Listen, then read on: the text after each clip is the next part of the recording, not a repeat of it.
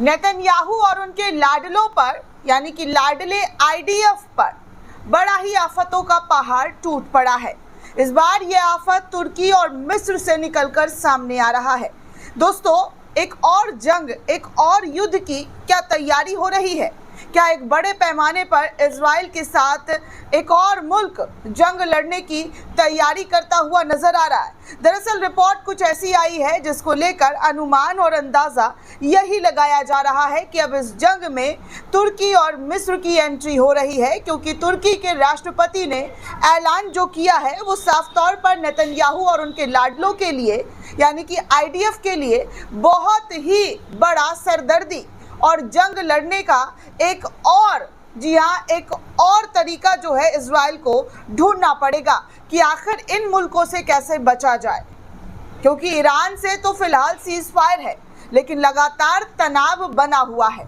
तनाव ऐसा बना हुआ है कि हर दिन ईरान के जरिए बयान दिया जा रहा है कि वो किसी भी कीमत पर पीछे नहीं हटेगा। ईरान के अंदर एक ऐसी तस्वीरें दिखाई दी जा रही है जिससे साफ तौर पर अंदाजा लगाया जा सकता है कि युद्ध बड़े पैमाने पर ईरान के जरिए तैयारी किया जा रहा है। चाहे वो नौसेना हो या फिर अब उनकी ज़मीनी सेना हो, हर तरफ से हथियार और अपने सेनाओं को परीक्षण ईरान के अंदर दिया जा रहा है, जिससे इजराइल की नींद हराम है। और इजराइल के प्रधानमंत्री बेंजामिन नेतन्याहू एक तो बीमारी से जूझ रहे हैं, दूसरा इन लड़ाइयों से 7 मुहाने पर लड़ाई भी तो इजराइल ने छेड़ रखा है, जिसकी वजह से इजराइल को काफ़ी नुकसान और सामना जो है आफतों का वो उठाना पड़ रहा है। अब ऐसे में एक रिपोर्ट सामने आई है। उन रिपोर्ट के हवाले से दोस्तों मैं जानकारी दे दूं, डेली ईरान न्यूज़ के हवाले से जानकारी सामने आई है और तुर्की के राष्ट्रपति का बयान भी सामने आया है। उनके ज़रिए कहा जा रहा है कि वो मिस्र के साथ मिलकर इजराइल के साथ बड़े पैमाने पर युद्ध छेड़ने वाले हैं। इस तरीके की बातें जो है तुर्की के ज़रिए बयान देते हुए कहा गया है। आप स्क्रीन पर ये सोशल मीडिया का पोस्ट जो है डेली ईरान न्यूज़ के हवाले से जो साझा किया गया है आपके सामने है।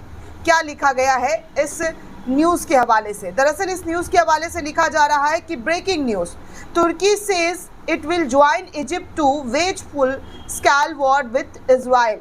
यानी कि तुर्की ने साफ तौर पर कहा है कि वो इजराइल के खिलाफ युद्ध लड़ने के लिए मिस्र के साथ एक पूर्ण रूप से बड़े पैमाने पर युद्ध छेड़ने जा रहा है।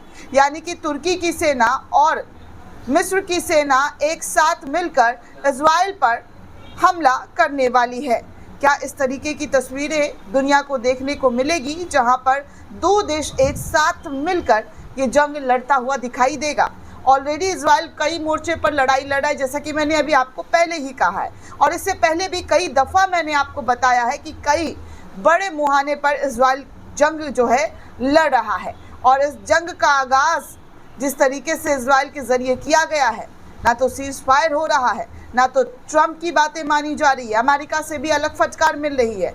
अब ऐसे में इजराइल किससे पनाह और कैसे मदद मांगेगा वो तो आगे पता चल जाएगा दोस्तों कि आगे कौन सा मुल्क उसकी मदद करने के लिए आ रहा है, क्योंकि यूरोपियन कंट्री धीरे धीरे इजराइल के ख़िलाफ़ होती हुई नज़र आ रही है। इस तरीके से जैसे गाज़ा के ऊपर हमला हो रहा है, मानवीय सहायता ले जाने वाले लोगों पर अटैक किया जा रहा है, उसको देखते हुए अब उनके साथी देश भी उनका साथ छोड़ते हुए नज़र आ रहे हैं। खैर, आगे आपको करंट रिपोर्ट के हवाले से कुछ जानकारी साझा की गई है, उसको मैं आपके सामने रखना चाहूँगी। करंट रिपोर्ट ने ताज़ा जानकारी साझा करते हुए लिखा है कि इजरायली विपक्ष नेता यायर लापिड का बयान है कि तुर्की के पास मध्य पूर्व में सबसे शक्तिशाली नौसेना है और वो इजराइल की वायु शक्ति से आगे निकलने की कोशिश कर रहा है। ये बेहद ख़तरनाक है।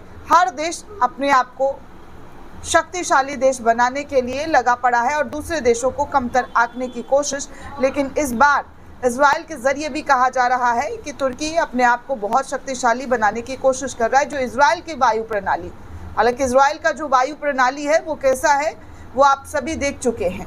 यमन की तरफ से मिसाइल दागी जाती है तो आयरन डोम उसे रोक नहीं पाता है, और इजराइल की तरफ से जो दागी गई 12 दिन तक, उसका नतीजा आपके सामने है कि किस तरीके से इजराइल खंडर में तब्दील होता हुआ नज़र आया। बड़ी बड़ी इमारतें पूरी तरीके से मलबे में तब्दील हो गई, उनको अभी भी समेटने का काम जो है इजराइल के अंदर चल रहा है। खैर, आगे दोस्तों रेड पिल मीडिया के हवाले से कुछ जानकारी साझा की गई है, जहां पर बताया जा रहा है कि इजराइल के सरकारी अधिकारियों ने अब ग्रेटर इजराइल परियोजना का एक नया नक्शा तैयार किया, जिसमें सीरिया, इराक और तुर्की जैसा देश शामिल है उनसे लड़ाई लड़ने के लिए। मतलब आप सोच सकते हैं कि इजराइल कितने मुहाने पर लड़ाई लड़ने के लिए बेताब है। हालांकि टेंशन भी उनको बहुत ज़्यादा है, क्योंकि उनके सेनाओं के लगातार खात्मा होने की खबर सामने आ रही है। लेकिन फिर भी इजराइल को नया नक्शा तैयार करना है, जिसकी वजह से तुर्की और इजिप्ट ने मिलकर साझा युद्ध लड़ने का ऐलान किया है। साथ में मिलकर युद्ध की तैयारी जो है वो इजराइल के ऊपर किया जाएगा। आगे एक और पेज है दोस्तों, उस पेज से कुछ जानकारी साझा की गई है और ये जानकारी आपके सामने है। तुर्की सीरिया का नया, जी हाँ, बड़ा भाई है, ये कहा जा रहा है। तुर्की के पास 100 से 1500 किलोमीटर की मारक क्षमता वाली बैलिस्टिक मिसाइल का जखीरा है, ये इजराइल तक पहुंच सकती है। दूसरा, तुर्की के पास एक मजबूत सेना है, ये इजराइल को तबाह कर सकती है। तुर्की के पास मजबूत एंटी एयरक्राफ्ट सशस्त्र गाल है, उनको अकेले ही पूरे सीरिया को कवर कर सकता है। तो ये सारी जानकारी जो है ब्रिटल ट्रुथ बॉम्ब स्पेस से जानकारी साझा की गई है कि तुर्की की तरफ से ये तमाम तैयारियां जो है वो की जा रही है। आगे कुछ तस्वीर सामने आई है जहां पर इजराइल के एलवाइन में आग लगने की खबर सामने आई है। अब ये धमाके से आग लगा है या पता नहीं क्या और किस मुल्क ने बैलिस्टिक मिसाइल दागे हैं, ड्रोन्स दागे हैं, इसकी फ़िलहाल जानकारी साझा नहीं की जा रही है। लेकिन कई न्यूज़ पोर्टल पर मॉस्को न्यूज़ के हवाले से भी इस खबर को साझा करते हुए जानकारी साझा की गई है कि इजराइल के अलेयोन में भीषण आग लगने की तस्वीर सामने आई है, जहां पर धुआं ही धुआं दिखाई दे रहा है। आप स्क्रीन पर भी उन धुएं वाली तस्वीर साफ तौर पर देख सकते हैं कि कितनी बड़े तादाद में इजराइल के अंदर आग लगने की तस्वीर निकलकर सामने आ रही है। दोस्तों, इस पूरे रिपोर्ट को लेकर आप क्या सोचते हैं, आपकी क्या राय है, हमें कमेंट करके ज़रूर बताइएगा। साथ ही साथ चैनल को ज़्यादा से ज़्यादा लाइक, शेयर और सब्सक्राइब करना बिल्कुल भी ना भूलें। शुक्रिया दोस्तों।